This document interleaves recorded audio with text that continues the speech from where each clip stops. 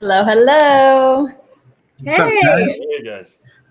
We have a very special guest with us today, Jean-Gabriel Poulin, who is a CFL a linebacker for the Montreal Alouettes, a CFL team. So he's here with us today. We're going to talk a bit about the sporting industry and sort of how that's kind of going right now. So hi, Jean-Gabriel. We're happy to have you. Hey guys, nice to see you. I'm very happy to be here. Thanks for coming. It's actually not coming. Thanks for showing up on this. Technically, you're not going anywhere. Yeah, didn't have to travel much. Yeah. So, JP, what's happening with the CFL? I wish I knew. I wish I could tell you.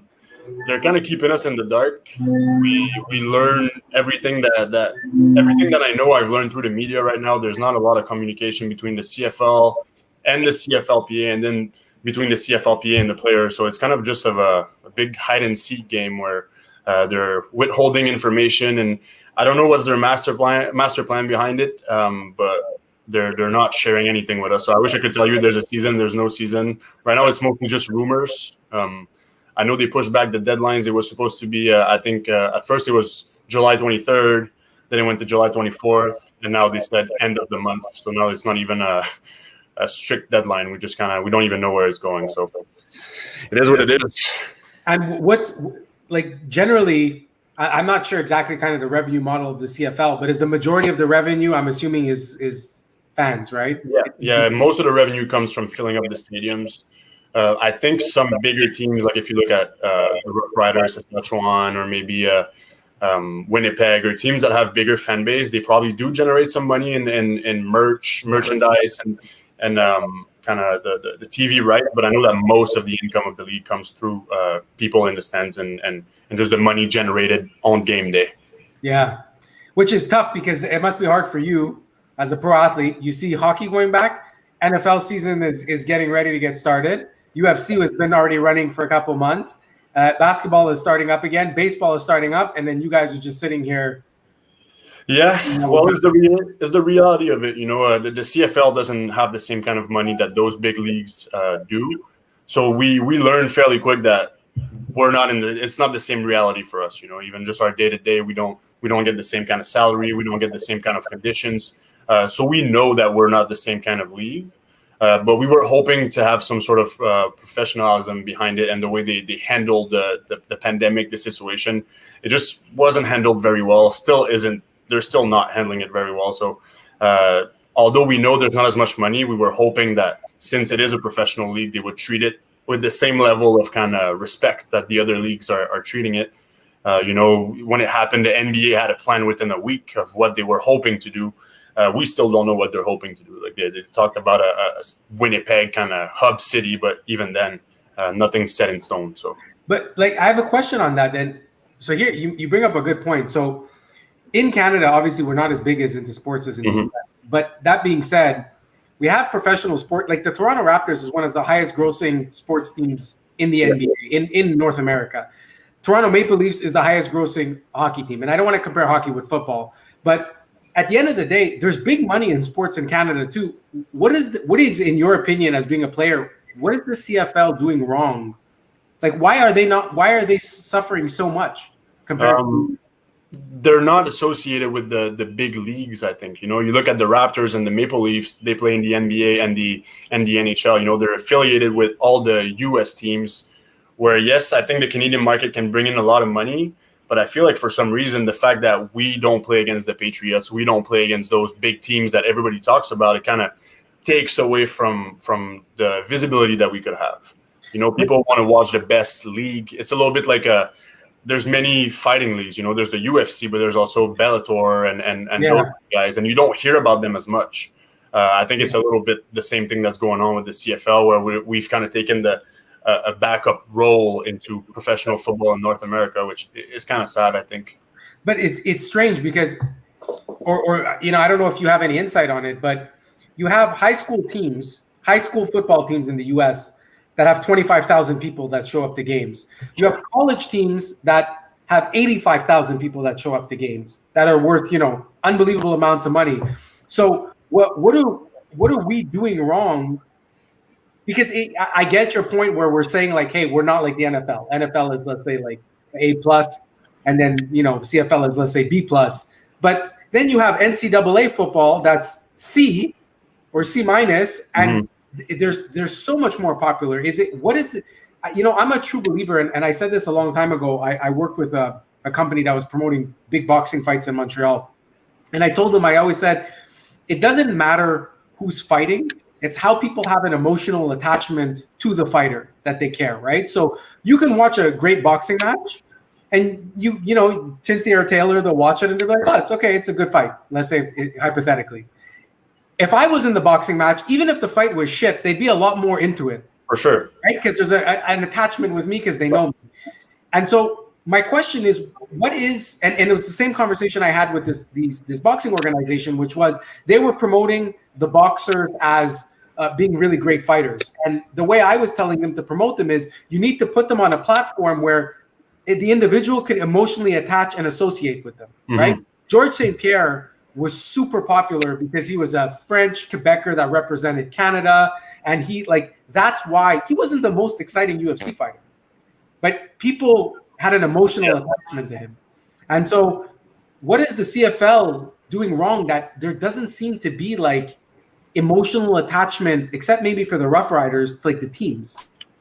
I think it probably starts with youth. Youth football is not as big. If you look at hockey in Canada, youth hockey is huge. We have the same kind of like training programs that football has, the same kind of visibility that football has in the States. We have it here with hockey.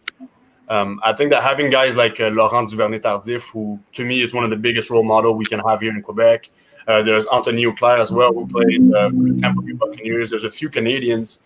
And as those guys come back and they start getting involved with our youth football, it's going to get those kids to be more involved with what's going on in the professional football world. But it's hard for a kid if you don't have a clear goal of, because yes, you could go to the CFL, but let's say you're a young hockey player, you can say, I'm going to go play for the Montreal Canadiens and I'm going to make a good living out of that.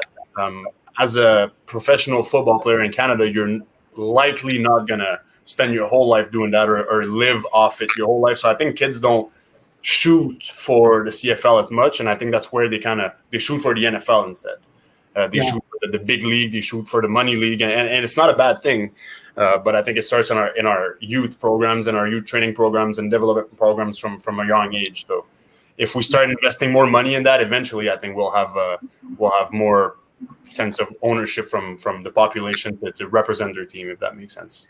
So then on that note, I started to get into football like maybe 5 or 6 years ago. Besides that, I was always, UFC, boxing, a bit of hockey, but not really, maybe a bit of basketball. And I started getting into it because of the video game. And I started watching it. I put like $5, $10 on a game, and it really got me into it. I started to understand the plays. I started to understand the players. What I don't understand is that, and I learned this actually from you speaking to you before. Kids here, they want to play football. They play American rules. Yeah. Then in high school, they play American rules, college American, and then all of a sudden the rules change. And from an outsider, so I watch CFL too, on occasion, I have a hard time adjusting to the rules. And so I'm curious, do you think, but I'm also a casual fan, do you think that the CFL would be adopted better if it was American rule football rather than Canadian rule football? For the casual fan, yes, because it takes away that barrier of not understanding the slight rule change. But I think that the Canadian football, to me, is a completely different sport. It's a different strategy, different kind of athletes, and there's definitely a lot of value in getting to know that sport. It's just sad that there's no visibility. I think a lot more people would love the Canadian football game if they took the time to get to know it, but there's not a lot of money being invested. Well, there is, but nothing compared to the NFL or NBA or any other league in terms of marketing, in terms of getting the people to associate with the players. There's just not that kind of money. So people don't really take the time. They watch what's available, and it's the NFL. But the CFL game, to me, is even more exciting. The field is bigger. We have one less down, so it kind of forces the play. There has to be more like long passes. We have to open up. There's one more player on the field, a lot more movement. If you look at NFL game, they're not allowed to move before the snap. You can move as much as you want. It gets a lot more strategic than the NFL, in my opinion. The NFL will be more of a like one-on-one, I'm a better athlete than you, that's all. The CFL has a lot of strategy behind it, and that's why I think it's such a great game. The presence of special teams as well. In NFL, they kick the ball, but nothing happens on those plays. Most of the time, the field is so short that the ball comes out of bounds, and it's a dead play. For us, the game can switch every time there's a kick, because most kickers can't put it out of bounds. You can score on all of those plays. Field position is big. So me personally, I like the CFL better. I think that it's a lot more strategic game, faster game, but it's hard to get people to love it and understand it if there's not a lot of money involved in getting people to Which know. means there has to be an education on why the game is different, right? Out of curiosity, this is more of an opinion thing. Is there any chance that the CFL would be able to market to American fans? They do. We're on ESPN. There's a lot of people that watch from the States. It's funny, but a big chunk. Well, I don't know the percentage, but I've heard that a lot of our viewership, it comes from ESPN in the States. A lot of people like it, and of course, a lot of Canadians, especially in like Calgary, Alberta, and Saskatchewan, and those the rest of Canada, they really, really like it. Even you go to a game in Hamilton, they'll have 25,000 people in the stands, and it gets pretty loud. It gets pretty intense. So there's fans on both sides of the border. Could we promote more in the States? Probably, but then again, it's limited budget in terms of marketing. So where do we want to invest? I'm curious if, and I think we saw it a bit, and I'm not sure if it's a good play or not play. I don't know if it's the attention that they want, but when Manziel came to the Alouettes, that brought a lot of exposure. And people then were watching. I mean, whether he butchered it or botched it or it didn't go well, it's almost irrelevant. Same thing with, Ocho Cinco when he came. He was Alouettes too, right? Yeah. And I'm curious, is potentially bringing some of these big name NFL players that are maybe a bit past their prime to the CFL and positioning it properly. I'm curious if there's an opportunity there to, get some of those American fans to cross over. For sure, and I think that it'd be interesting to look at the numbers when Johnny Manziel came to play here. How many Americans tuned in to watch those games? I know a lot more of our games were on ESPN, and we were talking. NFL Network was talking about Manziel on CFL. So for sure, big names will help. But we saw that when Manziel came over, his game didn't translate. A lot of even Ocho Cinco didn't turn out to be that amazing of a Canadian football player. And it really shows that it's a different game. It's different athletes. And I think you hit a good point when you said that we need to market that difference as why the CFL is interesting. Big names in the NFL would not necessarily make it in the CFL. You have linebackers that are almost 280 pounds in the NFL. I don't think you would find a lot of linebackers over 230 or over 240 in the CFL. It's a very different game. We're smaller, but we're faster. We run a lot more. So we just have to use that difference to our advantage instead of letting it cripple us like it's doing it right now. Yeah, it sucks because, football-wise, you look at 50 million people in the U.S. and they eat like there's no church anymore, right? It's football. Friday is high school football. They don't even have this is very foreign to Canadians where it's not like you wouldn't schedule a hockey game when the Canadians are playing. That's not something that you think of. But in the States, it's Friday Night Lights, which is high school. Yeah. Saturday is college, and Sunday is NFL. They don't even want to cross paths because people need to get their football fix 3 days a week, and then you have, let's say, Monday and Thursday night. But it seems strange to me that obviously we have a smaller Canadian market, and then you have Vince McMahon, who creates this XFL. I think it went belly up again. It was the AFL, I think, that went belly up. The XFL, I think they're just waiting a little bit, kind of like us. Right? I don't know what's going on. Okay. But, you have these guys that are trying to create these alternative leagues. And then in my head, I'm like, yeah, I understand it's the Canadian Football League, but is there not something that can be done to help market it in the U.S.? Even maybe having some games in the U.S. Yeah. Why not take the Alouettes and start having a couple games here and there in the U.S. It's clear to me, and I haven't gone, and I'd like to go eventually, but I have a lot of friends that go to Buffalo to watch the Bills play. Yeah. Apparently, it's all Canadians. Yeah, a lot of people from Ontario and close that come down for sure. and they have to tailgate and they do the whole experience and they're all into it.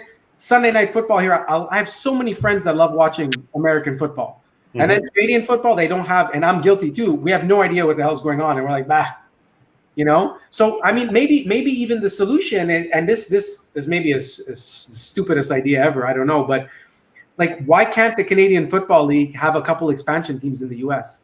Yeah. Why not take a smaller area? And that's me talking from my behind, because I have no idea the logistics of it. But that whole Canadian American rivalry means something. There's a reason why all of Canada stood behind the Toronto Raptors, right? Yeah. It's because and football is so big in the US. Like, why not have a smaller town in the US, like, I don't know, a town that's got like a decent high school team or something, but then they get the professional team that competes back and forth, expand the league a bit. For sure. I'm not sure the logistics of it, but I just feel there's so much more that can be done, and it's almost like they're just comfortable in this process, and it's unfortunate. Feed football to Americans and they'll watch it. I think that football is to them what hockey is to us. It's part of their culture. So I think definitely if we market it more in the United States, it would help. Once again, the budget, the money is the problem, as always. I think some teams don't even break even every year in the CFL. So there's really a big money problem. If we add American teams, definitely, and we start hitting that market, it would probably increase the budget, and then we could start market it better. But as of now, I don't know the logistics of it either. I don't know how hard or easy it would get. For a while, I think did it happen or it just folded. But there was the Montreal Alouettes were in Baltimore for a little while. I don't know if you guys knew about that, but in I think it was in the 80s, or I'm not sure. I don't want to say something silly, but I think for 5-6 years, the Montreal Alouettes were in Baltimore, and there was about 5 or 6 teams in the States. They eventually folded, and then the Alouettes came back to Montreal. I think they were to Baltimore. I don't know. Stallions. But yeah, we should look it up, and it's. I looked it up. It's 1994 to 1995. Yeah, nice. And what was their name?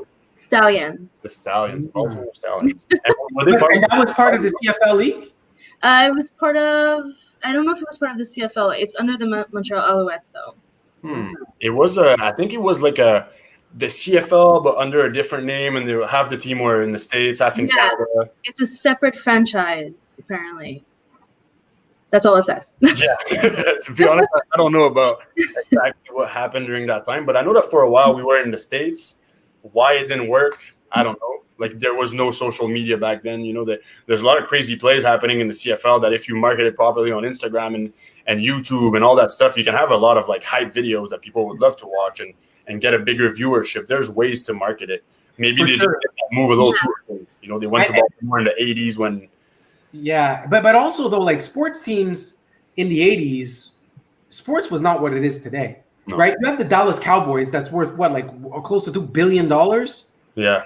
One sports team. You have Patrick Mahomes that gets a $500 million 10-year deal. Like, sports nowadays, there's so many people out there, very, very wealthy individuals, that want to own a sports team really badly. There's a waiting list. You can't buy a baseball team or a hockey team or a football team. It's not available.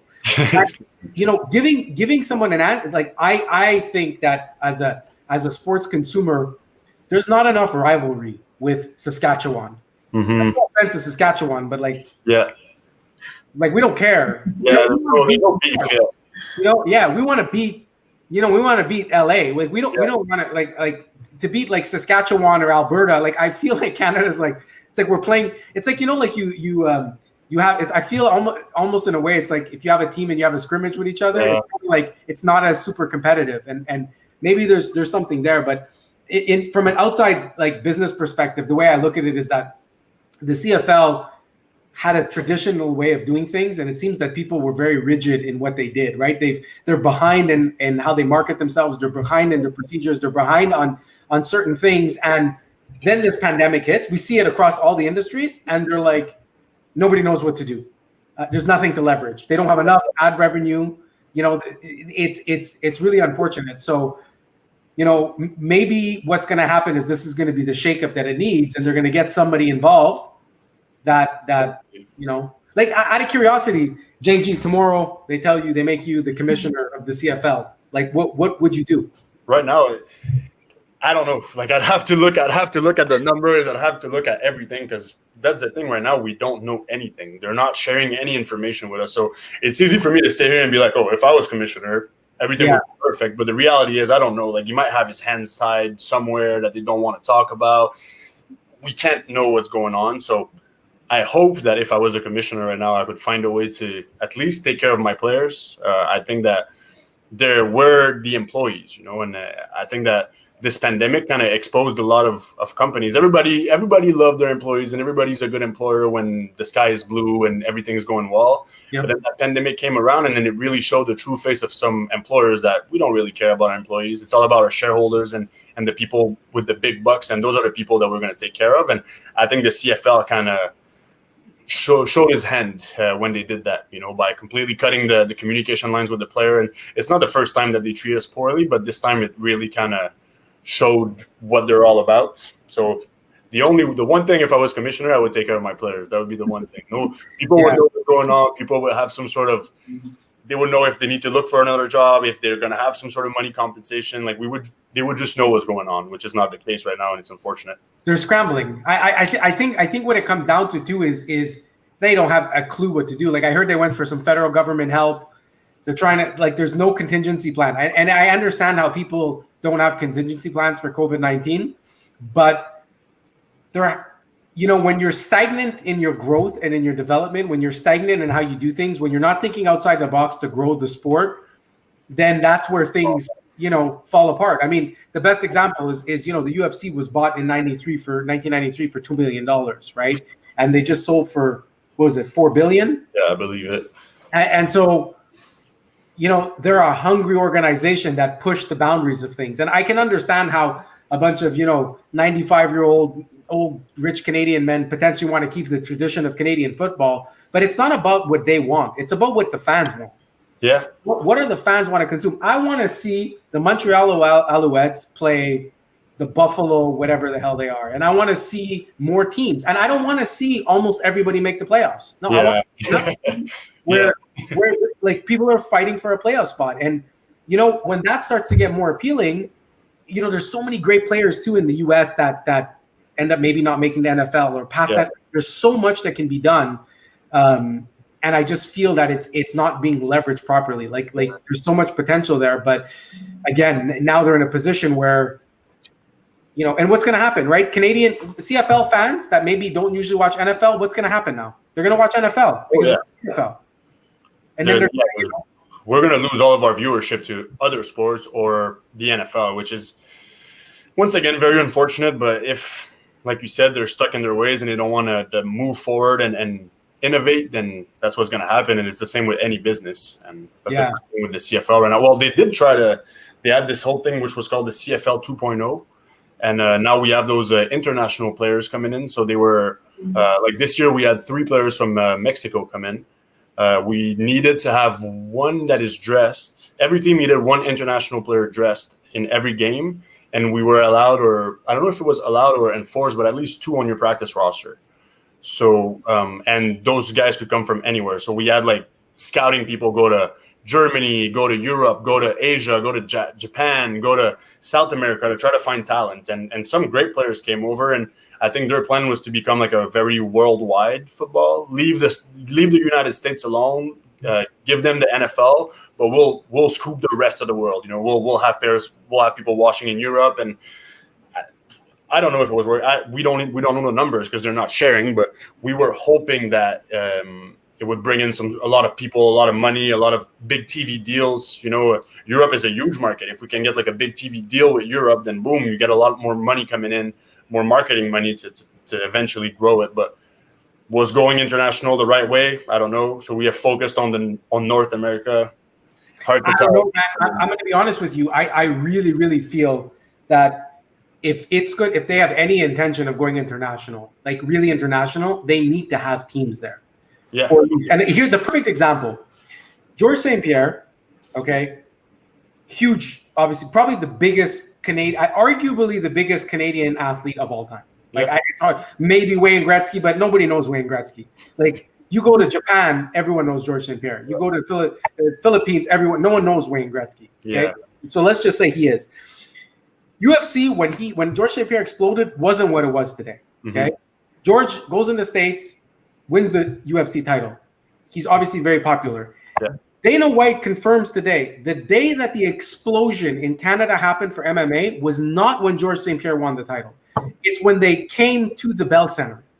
Makes Because sense. all of a sudden, people now go to support their athlete, and now they're in the event, and they see the lights, and they see this the previews and the promos, and they get that UFC bug. They call it the UFC bomb.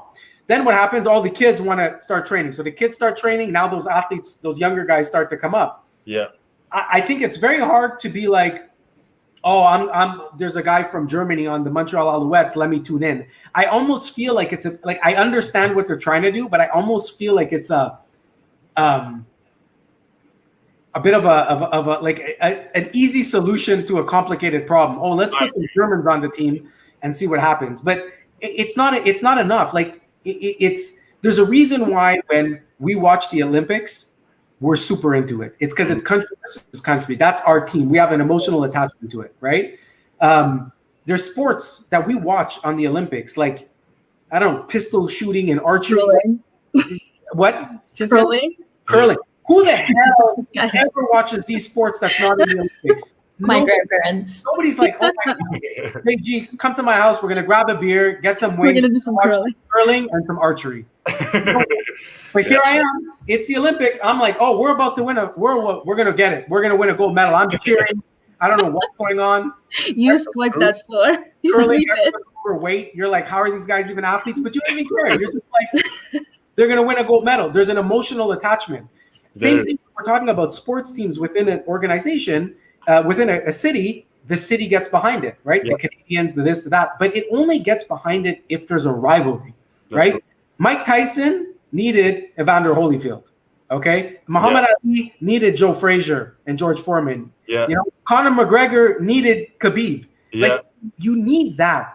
And if that's not there, that aggression, that rivalry, then the passion is not going to be there. And I think there's not enough rivalry amongst Canadian cities. Like, it's just not. So, Joe, do you think, or JG too, like, do you think it's a failure on the CFL's part to market, like, individual players? Because, like, the product in any sports industry, the product is your players, right?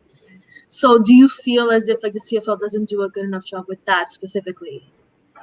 Well, from an outside perspective, I can tell you that 100% they don't do a good enough job in promoting their players. And I can tell you this, you can ask any Montrealer here, name me 2 Montreal Alouette players, and they're going to probably say Anthony Calvillo, which he hasn't played in, 10 years? Yeah. like no, and that's almost a borderline disgrace, right? Yeah. Like, we have a football team, and nobody knows any. I don't, honestly, except for JG, I cannot name a single NFL player. You're my favorite, JG. I know what Johnny Manziel, who doesn't play anymore, and Ocho Cinco because of the press that they got. Yeah. And I know past players like Flutie and Warren Moon, but that's because they went to the NFL after. Yeah.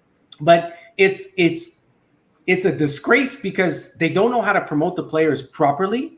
But the reason that the lack of being able to elevate a player is because of the lack of the intense competition. So, like, I'll give you an example. When you have the New England Patriots and they're facing the Falcons there's such a rivalry there. And then you see Edelman and Tom Brady rise to the occasion. That rivalry raises the player's individual value.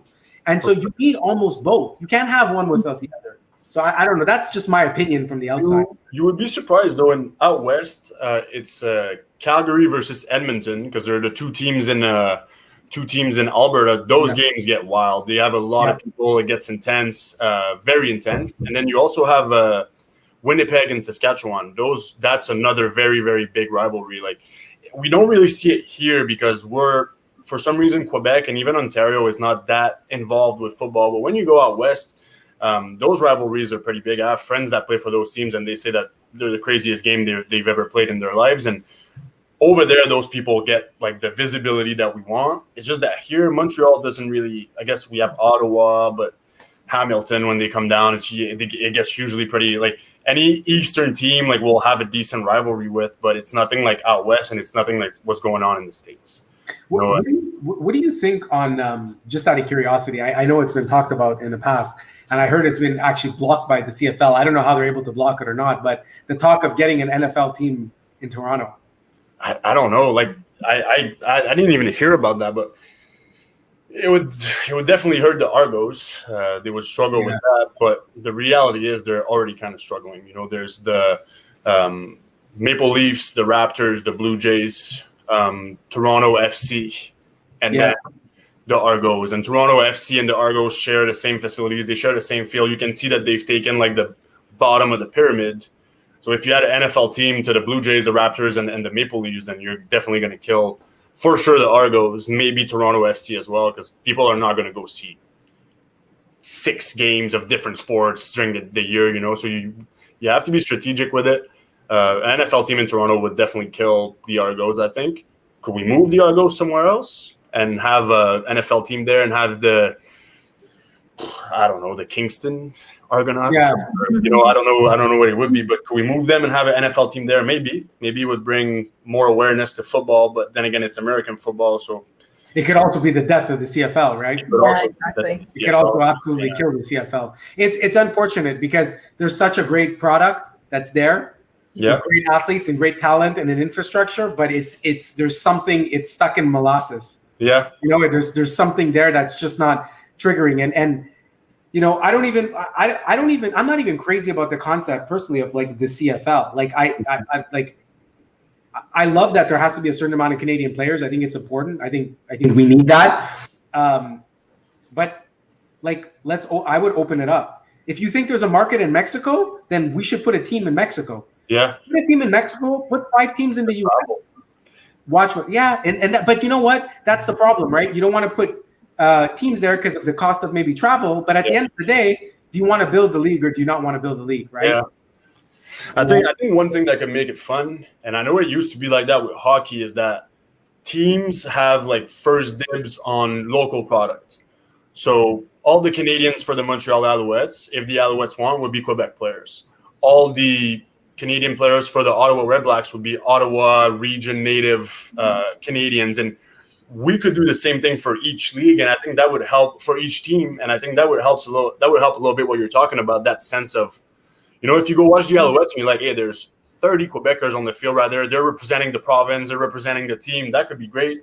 And it used to happen with hockey. Like now there's a lot of great Quebec talent right now, but these guys are playing in BC, they're playing in Regina. It would be great to have a Montreal-Hamilton game where all the Canadians are Montreal people versus Hamilton Canadians. We go at it. That would be awesome. I think, and that would probably change the. Like it's really interesting you say that, but because that would do the 2 things, right? It would really create that sense of attachment. That rivalry would definitely be there because you represent this province, and then it would be interesting too if Mexico has a team. Well, then they're going to have to elevate it, right? They're going to really have to be at that level. The question is, I actually, out of curiosity, do you think that, let's say, for example, we set up a CFL team under that premise in Pittsburgh, let's just say, like football country, would the Canadians, let's say the Quebec Alouettes, would they be able to compete with the Pittsburgh guys? Is the depth pool too much in the States? It depends. If we start playing, like, it depends where. Like football in Texas, California, Florida, we can't really compete with those guys. But there is a lot of state. Like ultimately, I think we could play games. Right now, what would help is half of the team is American in the CFL. So in the plan that I proposed, like it would be half American, half Quebec players. Because I don't know if we can have like a bunch of teams strictly from players from Montreal. That would look a little bit like university football, but half American, half Quebec guys, I think we can go down and play in the States and have a competitive game. You take all the best players from the province, including the Laurent Duvernay-Tardif and those guys that make it in the NFL, and you make a team with the best Quebec players, strictly. Take out the Americans. I don't know. I hope that we could compete a little bit. Maybe not against big states like the Los Angeles, whatever. We'd probably get it pretty bad, but I think we would be able to compete. That's cool. Anyway, I think that hopefully someone in the CFL higher ups listen to this and maybe they can be inspired. I mean, it's hard at this point for anybody to pivot because they're just probably so cash strapped and stuff. But honestly, what they need to do is they need to get some investors with some deep pockets, like the Fertitta brothers and that purchased the UFC, someone that's got a couple billion liquidity, which are lots of people, get them involved in the league and start putting up more teams. I'm telling you, like that would probably be the ticket, is really just get that, and maybe even get a team in Eastern Canada. Like they don't have anything. But they were planning on having one. It was supposed to come in this year or the year after, I think. Oh, okay. Last year we went down to Moncton to play a game. It was going to be, I forget the name, but they were going to be based in Halifax, I think. Okay. The Schooners. Okay. Anyway, it would be like the Halifax Schooners or the Nova Scotia Schooners. That was the plan. Last year they had this thing called Touchdown Atlantic, where we went down to we played a game in Moncton against Toronto. Another team went down. I forget who it was, but there was 2 games that were played over there. Good turnout, good teams. It was supposed to roll out this year, but they were going to have an expansion draft, and it would have brought the league to 10 teams, so 5-5, which would have been pretty good. But now everything is on hold. I think that's been pushed back to we don't know when. And like you said, I think right now all it needs is money. All the issues that we've talked about, they all stem from a lack of money. You know what? Honestly, there needs to be a big wig, guy with deep pockets and with some really kind of out there ideas to push the league. And honestly, I think the CFL needs what the UFC needed, which is, like the Fertitta brothers that came in that loved the sport. You need someone who loves football that says, you know what, we can bring this into something bigger, because the foundation is there. It just needs to be nurtured a bit more. And it sucks because there's such great talent. You guys work so hard, and it's unfortunate that you don't get the exposure and the recognition that you deserve, Like, it's a sport we love, but sometimes I'm just sitting with guys and we're like, man, we picked the wrong sport. I have friends that are 19 years old and they make $1.5 million playing sometimes hockey professionally, and we're like, man, we play a lot of games, we hurt our bodies, we work really hard, and like we have to scrap to find like all the pennies that we can find. So it's kind of it's a sad reality, but like you said, we just need a big investor to come in and save us, I think, at that point. Yeah, and just to have a passion for the sport and have be far thinking for investors. And you know what? Like, honestly, I think you ask any young person out there and you're like, hey, would more teams in the CFL be good?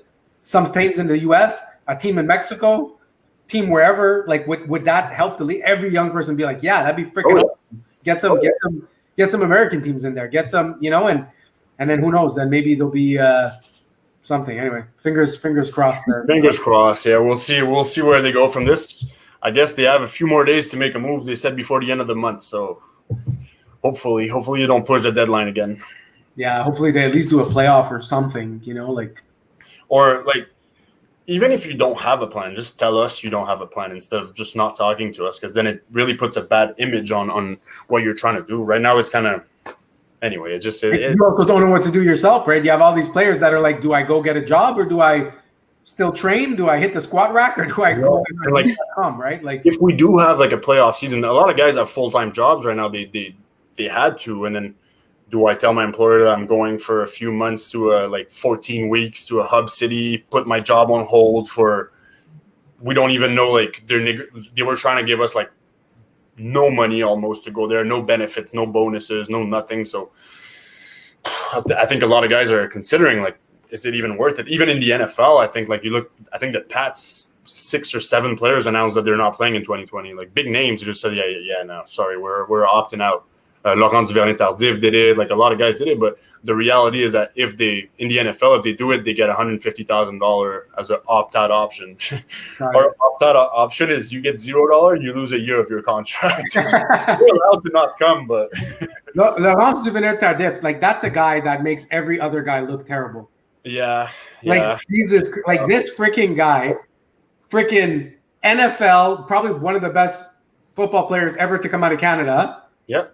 Super nice guy, medical doctor. I'm like, I can't even be friends with someone like that. Like he makes us all look like crap. Like, he does. I feel. I unfollowed him on Instagram because I felt too bad about it. Yeah, 100%. Can't have friends like that. Yeah, I'm kidding. If you're watching this, I didn't unfollow you, but yeah, but you know what? He's the biggest NFL Canadian and just the fact that he's a medical doctor and like Sports Illustrated is covering him, it brings a lot of exposure to. Oh yeah, it's amazing. The U.S. Even in the States, there's not a lot of guys doing that. So the fact that we have a French Canadian out there, kind of representing us, it's nice. But a lot of people forget about Anthony Auclair, and what he's doing is pretty awesome as well. He's going into his 3rd or 4th year with the Tampa Bay Buccaneers. He's going to be playing with Brady and Gronk right now. He plays tight end as well, so it's pretty cool. He's a guy that's worth, and he's from La Beauce, which is even like he's from a little town in Beauce. Grew up there, played in Quebec his whole career, and now he's going on year 4 with the Buccaneers. Or year 3, I think. I don't want to say and crazy stuff, but he's another great guy. And there's other Canadians, and as these guys come back and they start funding, hopefully it kind of opens up the sport a little bit more here. Yeah, for sure. I mean, it just and there just needs to be a big marketing push, right? Like there needs to be a way to leverage, the talent pool, leverage the great plays, educate people, and then so fingers crossed, man. Yeah. Okay, guys, I have a question. Yeah, go. Okay, imagine I'm a big investor. I just decided, hey guys, I want to invest a lot of money in the CFL. Where do you start with marketing? How can the sports industry leverage marketing for this? You go first. No, go ahead, Joe. Go ahead. You're the marketing expert. I'm going to listen. For me, 100%. It's discussing the channels of marketing is almost secondary to the fact that you have to educate people on the sport, and you have to create tension and rivalry. It's as stupid as it sounds. It is. You don't go into the cinema to watch a movie that doesn't have an exciting plot, right? There's no action movie without some sort of conflict. You have to create that history, that fight. You have to create that passion and that tension, because JG is a linebacker. If you have that tension and you have that rivalry and people are behind it and they're biting their nails at every down, and then JG just flatlines someone as a linebacker, all of a sudden it elevates everybody, right? But you need to have that. Otherwise, it's just another tackle and he goes sits on the sideline. Yeah. We have to educate the fans on the sport, and then we have to create rivalry. We have to create tension. We have to create that type of passion. And so is the passion created because we have more local players? Maybe is the passion created because we really hate those other people? Like Floyd Mayweather made $100 million a fight because people freaking hated him.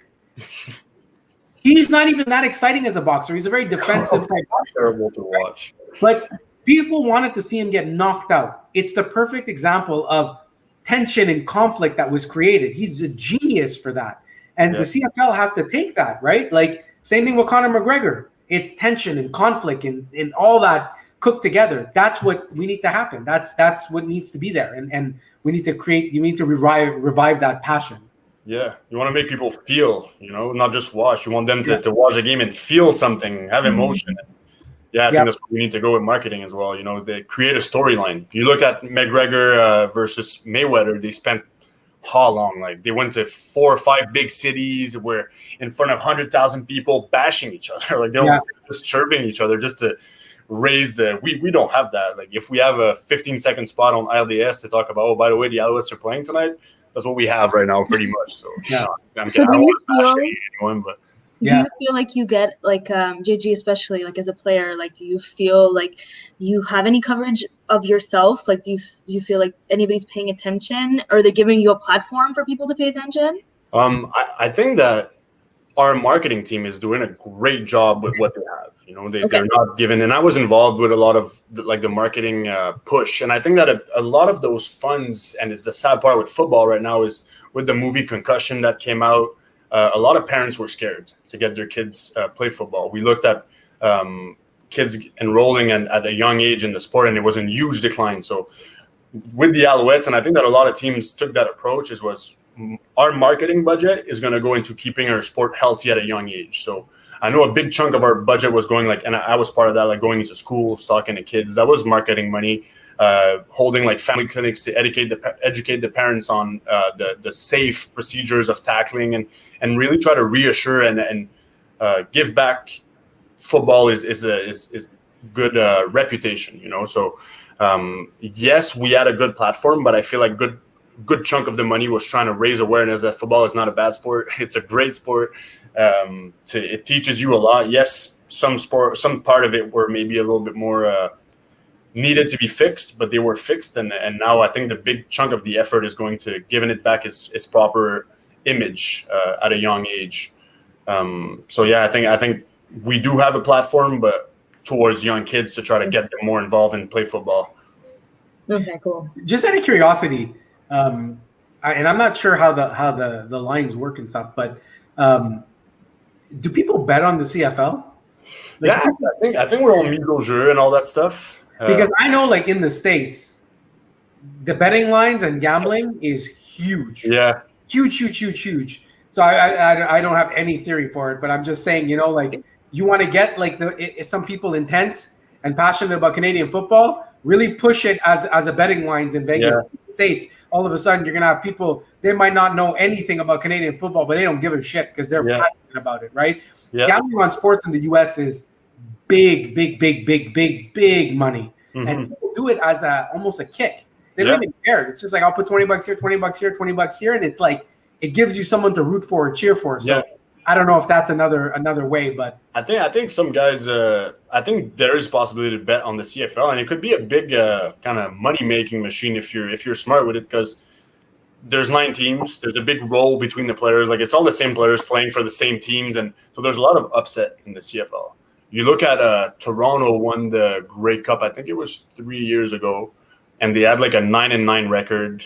They lost again, and they were playing Calgary that had like a 15-3 record. They steamrolled everyone, but the reality with the CFL is that on any given day, even more than the NFL, anybody can beat anyone. You take the best team in the NFL and the worst team in the NFL, and the worst team's not going to win. There's 32 teams. There's a big talent gap, but in the CFL, not really. Between number 1 and number 9, it's pretty close. Last year, Toronto was last, and they beat Winnipeg in regular season, and Winnipeg ended up winning the Grey Cup. So if you're betting, you can make a lot of money. If there's a big turnaround on Toronto beating Winnipeg, I would bet money on that any day in the CFL, because anything can happen. That's cool. Yeah. Cool. Okay, I have another question. So I was reading like the study about how nowadays, like especially Gen Z, but like even millennials and older generation, everybody's consuming bite-sized content. And people are going away from consuming longer, like episodes for TV are one thing and movies are another thing. But if you're gonna be watching something like live, people would prefer to be watching like short form. Do you think that's gonna affect the sports industry, or can it be like used to market the sports industry better? Wait, you mean like shortening the games and stuff? Not even shortening the games, just using short form content, like maybe not. I'm trying to think of like a better like way to phrase it, but like maybe even just like cuts of the games and stuff like that to use.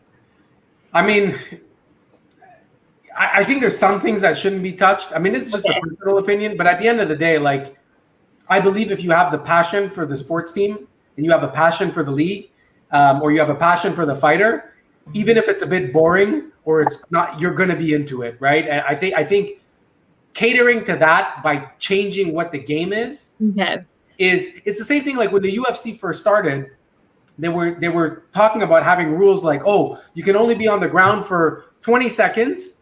And after that, they're going to stand you back up. But the reality, because stand up is a lot more exciting than the ground game if you don't understand it. Yeah. So the UFC took the approach of saying, we're not going to do that. What we're going to do is we're going to really put a lot of money in educating people about the ground game. Now you watch UFC, someone takes someone down, you hear cheering from the crowd. People know what's going on. They understand it. Okay. So, you can't just cater to these, like this generation of left and right swipers to get instant gratification for everything. Like, you can't watch a sports game and just think it's going to be all 100% highlights. Like that's the beauty about sports is that could be tame. And then all of a sudden you see that play or that magnificent like knockout or whatever it is. It's part of it. So I would just say too bad for those people. Okay, but how about post game? Do you feel like they do it well enough where they take good clips from the games and use them as marketing? Do you feel like every industry does that best? I think that they do a pretty good job with the sport industry. Like often I go on Instagram and I watch a lot of like football highlights, and you can spend hours just watching cool plays, and there's a lot of time that can be wasted. And a cool feature that I find is I don't know if you guys are familiar. I forget the name. It's a streaming service for all sport. The Zone? Yeah, The Zone, exactly. You can watch games where they take away all the commercials and all the breaks between plays. So you can watch a football game and it's one play. There's no like time resetting. I think the games last like an hour with commercials or something. Like it's quick. So if you don't want to watch the full game, I guess people could watch that. But part of sports and part of it is what Joe was saying is the storyline, and you want to in between plays and during the halftime people to talk about, oh, by the way, number 37, that's his backstory, and that's why like you want to create that. And if you just fast forward, we're going to lose a lot of that. And like Joe said, I think that's where sport gets its value is, and that's where people get hooked is with those storylines. So if you cut that part, then one thing I'm interested though, and it's kind of linked, is the esports. I don't know if you like the video games. That's getting huge. It's already huge in Asia, but like you can play a football game on Madden and it lasts 25 minutes, And I think that the best Madden player last year made $500,000 playing video games. There is a big market for that. They're filling up stadiums in Korea. Yeah, but JG, I want to ask you that. Like, I don't know, but like I'm not a football player or a professional athlete. But if I was a professional athlete training my ass off, and then some 110-pound Japanese kid gets $500,000 playing the Madden game, I would be pissed. And I would be like, I would go to the CFL and I'd be like, are you freaking kidding me? People will fill stadiums to watch kids play Madden. Like, that's how passionate they are about football and video games, that esports potentially, and I agree with you, makes more money than the CFL. I think that's where it's going to get, because you look at it right now. If like I play Madden, I really enjoy Madden. I think they're doing a great job of making the game very realistic, and I enjoy playing those games. And when I watch the best Madden players play, I'm like, wow, I actually find it impressive. Sometimes I watch highlights. I'm like, man, what that guy is doing with the controller is really, really impressive. And I think that it's just going to keep growing as we start. Like, doesn't matter if there's a pandemic going on, if the whole world's in flame, people can log in their living room and still perform at that game. Like, if anything, the pandemic just kind of put gas on the fire of the whole esport. So that could be some sort of a short version of a regular sport game that people can kind of tune in and watch and get involved more easily. Like maybe that 110-pound kid loves football and he wants to play football, and that was his whole dream his whole life. Can't really play, but he can play Madden and he's really good at it, and it's getting him some sort of the similar competitive and technical. It takes a lot of time to be good. Like I play football, I know football, and I play a decent amount of the game, and I'm nowhere near the top guys, So I don't know. I'm kind of like, I think that we have to teach our kids that sometimes life sucks and sometimes you're not going to be good at something, but you got to push through it. It doesn't matter how much I squat. I'm never going to be a professional football player. I'm never going to jump as high as Michael Jordan, but you can still give 100% towards something. I almost feel like video games can be, and don't get me wrong, I love Madden. That's my favorite game. That's all I play is Madden. But I just feel like I don't want my kids to get a sense of accomplishment. Oh no, playing Madden, or playing the UFC game. Like I don't like. You want to do it as a pastime to enjoy yourself, to kill some time, to have fun. Great, but don't come to me after and be like, Dad, I won the UFC belt. No, you didn't win no UFC belt. A video game, which is not important. Like I want. And I think this is also the problem too, which is not necessary. This is kind of a segue from sports, but one of the biggest things we have an issue with the younger generation is the instant gratification for everything, right? You want to pretend you're a first-person shooter, you play a video game. You want to pretend you're a professional athlete, you play a video game. You want to date a girl, you swipe left and you swipe right. You want to, like, anything that took any effort or hard work or embarrassment or courage, now it's been replaced with technology. And and that's why I think, Chintzia, when you say like, oh, people, they want a faster version. Like, too bad if you want a faster version. Like, these guys are dying on the field. You know, it's like those guys that watch the UFC and they're at a bar and they're like, oh, if I was in the cage, you know, I'd be throwing punches or I would shoot. Like, no, you wouldn't shoot. Yeah. In the cage. You know, but it's this mental state that I think that, you know, technology's done a lot for us. Obviously, you know, Design Job is a technology company, but I think we also have to be careful that there's a fine balance between, you know, I like when athletes are glorified. I like when they're put up on a pedestal because of the work that it takes to get there. I like when successful businessmen are put on a pedestal. I like when people that have worked their life to succeed at things are put on a pedestal. And then, you know, I'm not crazy about people that have done nothing that start getting glorified. Like that $500,000 that I got on Madden, like that fan base needs to be converted into, you know, and like I'm a huge Madden fan. I love it. Agree. It lacks life, you know. It does. But like you said earlier, you know, if you stagnate, eventually you're gonna lose your fan base. Yeah. And clearly right now the esports is what is really growing. You know, I'd be interested to look at the numbers. So how do real sports and real life things convert those people and make them interested back into the real life? Or should we what do we do? Should we adapt or fight it or both or kind of? And that's where I think it's important to have those discussions and talk and trying to, as much as we can, you know, because there's going to be amazing thing happening with technology, even with video games. I was talking to someone the other day, and just with virtual reality and where everything is going right now and the way games are set up, it's going to open up so many possibilities in terms of what we can do. So I'm all for keep investing, keep growing that part because it's awesome. But at the same time, we can't just live in there. So how do we draw that line and how can we use that technology to enhance our life without losing our life with it? And you also have to be careful too, because the technology already exists right now that we could literally set up a bunch of cameras on a CFL field and we can have a virtual reality headset and I can sit in my living room and turn my head and look up and look down like I am sitting center field in the game live. Like the technology exists for that. It's nothing crazy. Yeah. It's not even that complicated to do it. But then what does that mean to sports? Right? Like, does that mean people are not going to go anymore to the football games? But then there's something very special about going to a sporting event, that feeling that it's not going to be recreated with technology. But yeah, I mean, there's definitely there's definitely things that could be done and changed, and I think sports going to change as I think COVID is going to change sports for sure. But you know, to stay, what if right now I could give you a VR headset and you're sitting courtside to the Clippers versus the Lakers right now in that NBA hub city? You know, that's an amazing use of that VR technology and that. But at the same time, like you said, it's never going to beat it, but it could be a hand-in-hand kind of experience. And then you sell like virtual tickets. Yeah.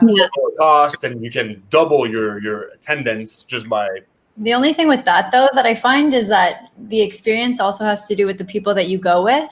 Mm-hmm. So okay, yeah, you have the VR experience, it's so realistic and whatever. But the best part for me to go to a football game is the people who I go with, and we're together cheering, and it's like that will never, you know, you can't meet I mean, maybe you could. I don't know where technology is going, but like not now. But what if in 10 years you're sitting at home, I'm sitting at home, we put on a VR headset, and then we're sitting right next to each other courtside, you know? I don't like that. I like going in person. I don't want that.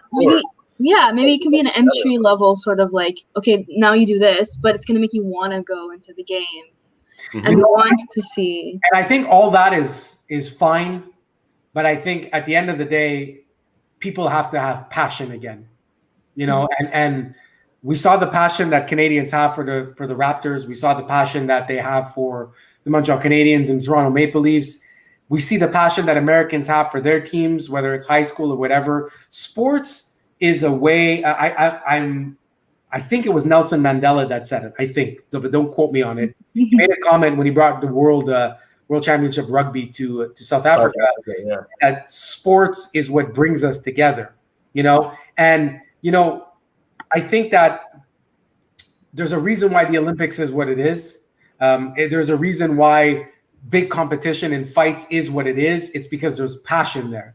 And I think that the CFL really, really needs to work on passion. And you can implement all the technology in the world, but at the end of the day, if that love and that passion is not there, if that intensity, that nerves, that, if that's not there, we're just not. It's not going to be the success it could be. And you see it with the English soccer fans. And I'm not gonna condone the way they act, but like they kick the shit out of each other.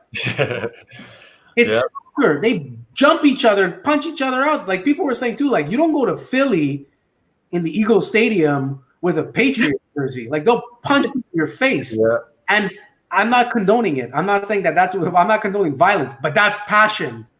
Someone that's gonna punch another guy out for wearing another jersey, like, that's passion. Yeah. I can go with an Alouettes jersey to Toronto or to Saskatchewan. I don't think anyone's gonna care. They're gonna be like, oh, maybe a dirty look, but that's all. Maybe. Yeah. Maybe. I have a friend that came to watch me play against Rough Riders, and he got into an altercation because he was cheering when we were making good plays, and he actually got not jumped, but some fans turned around and they got into he got kicked out of the stadium eventually because he was cheering for the Alouettes in Regina. So there is a little bit of that, but like you said, not enough, and especially not with the younger generation, and that's what's kind of sad. And it stems maybe from just the fact that they're more comfortable, just in general, life is so much more comfortable right now than it was 50, 60 years ago, just with technology and the way you can escape and the way you can kind of zone out when things get hard.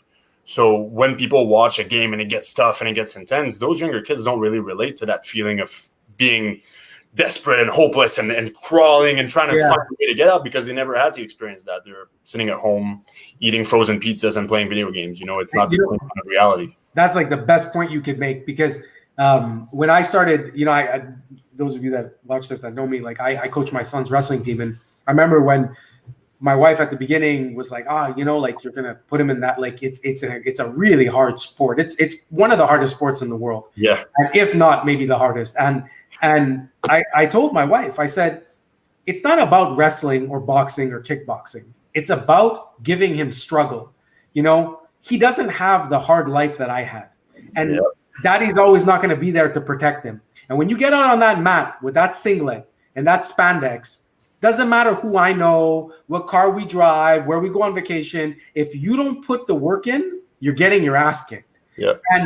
And obviously we all want to see our kids do well, but we shelter our kids too much. I see it all the time. I work with a lot of youth and young kids, and there's this huge gap. There's these kids that are babies. They've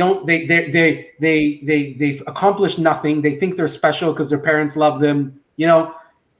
We have to be realistic with our kids, and we have to make sure that they understand hard work.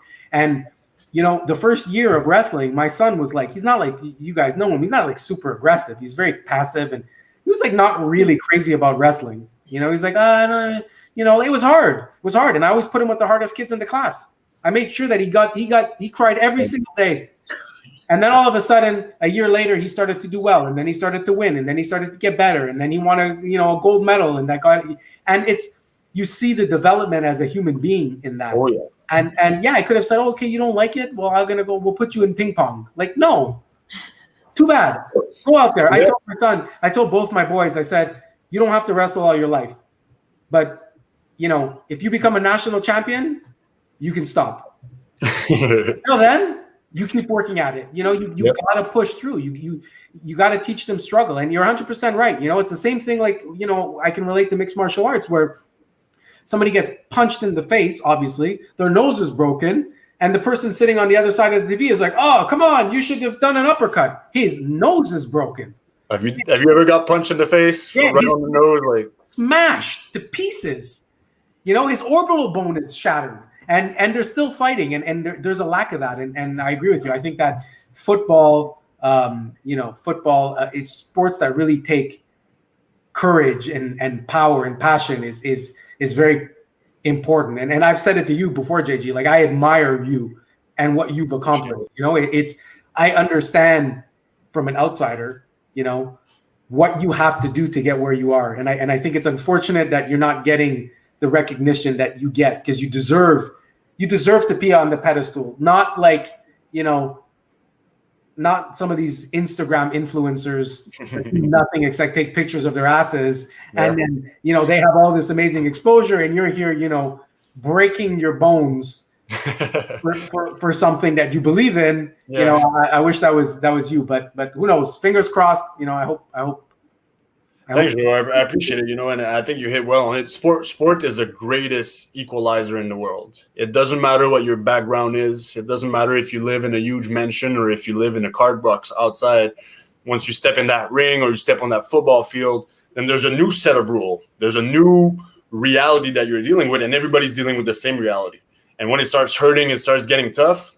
I don't care who you are. I don't care who your parents are. I don't care how much money you make. Yeah. It's you and yourself right now. You, yourself, and your mind, and how do you deal with it? And I think a lot more people would benefit putting themselves in those kind of situations where things get really hard and in life in general. Yeah. And I feel like right now we're too domesticated. We're kind of all in our little AC departments and everything is great. And we can get on our phone and get sushi delivered to our door, and there's no struggle. And go back 20 years, it wasn't that case. And I think that's why people maybe related more, is that when they saw a player or a fighter with his broken nose that got up and started to fight, they were like, you know what? Next time I hurt, I'm going to do the same thing and I'm going to get up. Now people watch the sport and are like, why is he doing that? That's silly. Stay at home and play Madden instead, Yeah, but you see it. I see it even in the kids' classes that I teach, like you can see it. There's kids that come in that are ultra talented. They're just athletic. You just see it. They're just, and then there's kids that are not necessarily athletic, but they don't quit. And the kid that's athletic is not the one that's going to be successful.